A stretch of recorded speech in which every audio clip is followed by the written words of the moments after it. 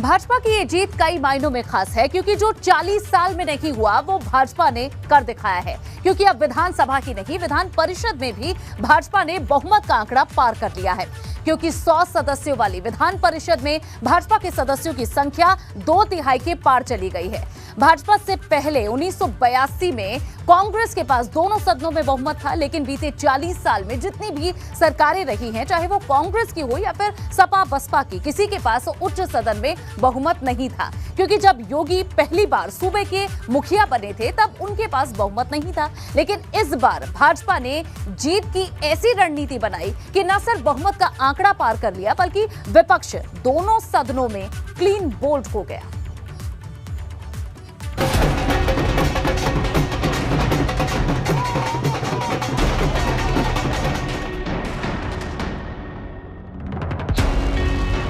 भाजपा ने रचा इतिहास, 36 में से 33 सीट पर पास।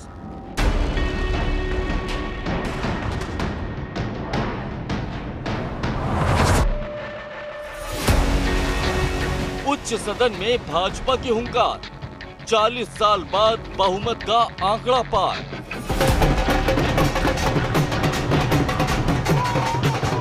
एमएलसी चुनाव में भाजपा की प्रचंड जीत के बाद सारे रिकॉर्ड भरभरा कर ढह गए, क्योंकि भाजपा ने सिर्फ 33 सीट नहीं जीती, बल्कि उच्च सदन में 40 साल का वो रिकॉर्ड भी ध्वस्त कर दिया, जिसे न समाजवादी पार्टी तोड़ पाई और न ही बहुजन समाज पार्टी हिला पाई। क्योंकि भाजपा ने एमएलसी चुनाव में 36 में से 33 सीटों पर जीत का परचम लहरा दिया और भाजपा ने बहुमत का वो आंकड़ा पार कर लिया जिसे 40 साल में कोई भी दल सत्ता में रहते हुए हासिल नहीं कर पाया था।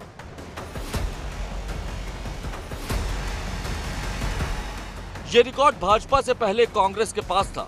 वो साल 1982 का था जब यूपी में कांग्रेस की सरकार थी। तब कांग्रेस के पास विधानसभा और विधान परिषद दोनों सदनों में बहुमत था। इसके बाद 4 दशक बीत गए। सपा ने कई सरकार चलाई, कई बार बसपा की सरकार बनी, पर कोई इस जादुई आंकड़े को नहीं छू पाया। यहां तक कि इस बीच राजनाथ सिंह और कल्याण सिंह भी यूपी के मुख्यमंत्री रहे, लेकिन जो कोई नहीं कर पाया वो मुख्यमंत्री योगी आदित्यनाथ ने कर दिखाया। और ये भाजपा के पराक्रम का ही असर है कि 100 सीटों वाले विधान परिषद में भाजपा के सदस्यों की संख्या 2/3 के पार पहुंच गई।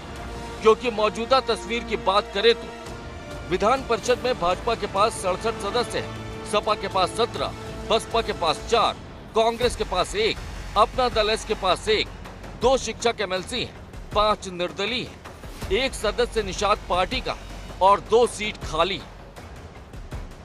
स्थानीय निकाय प्राधिकार की एमएलसी की 36 सीटों पर हुए चुनाव में भी बीजेपी ने प्रचंड जीत हासिल की है।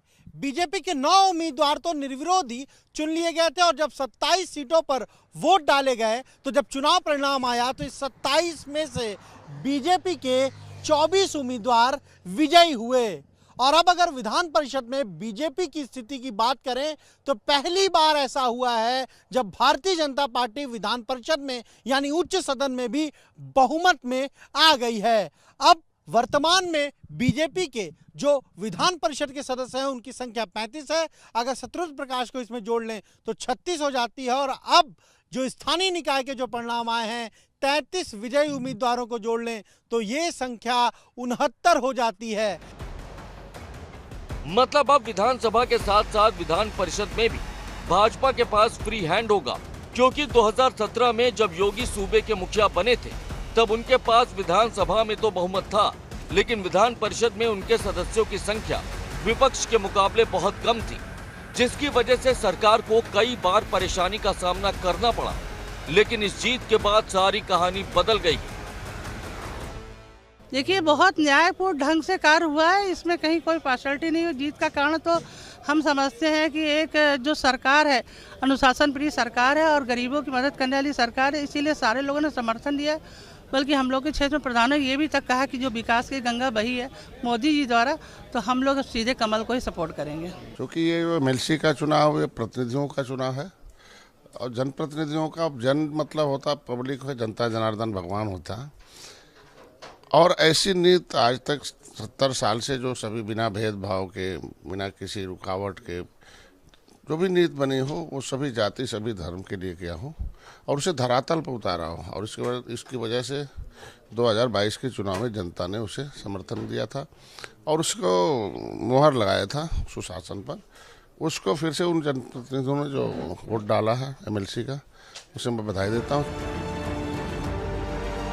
वही मुद्दे की बात यह है कि क्या विपक्ष पूरी तरह से भाजपा की आंधी में बेदम हो गया, क्योंकि जिस समाजवादी पार्टी की सीधी टक्कर मानी जा रही थी उसका खाता तक नहीं खुला, तो क्या मान लिया जाए कि केंद्र की तरह अब यूपी में भी विपक्ष पूरी तरह से हवा हो चुका है?